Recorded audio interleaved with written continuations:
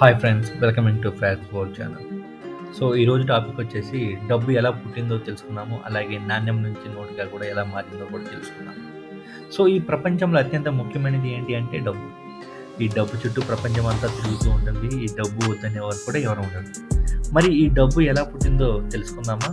Let's start the video.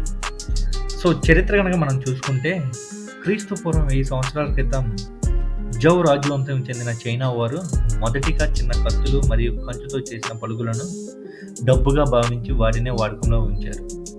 ఇలా 4000 పాటు కొనసాగింది. ఆ తరువాత టర్కీ దేశానికి చెందిన లిడియా రాజు ప్రొయాసిస్ మొదటిగా బంగారం, వెండి, కంచు నాణ్యములను వాడుకలోకి తీసుకొచ్చారు. ఇలా 1000 సంవత్సరాల దాకా దానినే వాడకంలో ఉంచారు.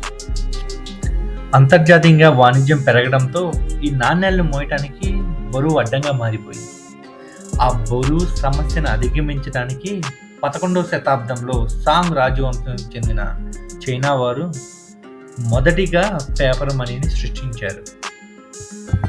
ఇక మన ఇండియాకి కనుక వస్తే షేర్షా సూరి అనే వ్యక్తి 1540 నుంచి 45 సంవత్సరాల మధ్యలో కొత్త పౌర మరియు సైనిక పరిపాలన ఏర్పాటు చేసుకొని 178 గింజల బరువున్న వెండి నాణ్యాన్ని మొదటగా విడుదల చేశాడు.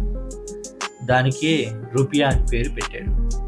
సో దాని తర్వాతనే ఆ రూపియాని కాస్త రూపీగా మార్చారు. రూపీ అనగా వెండి నాణ్యం అని అర్థం.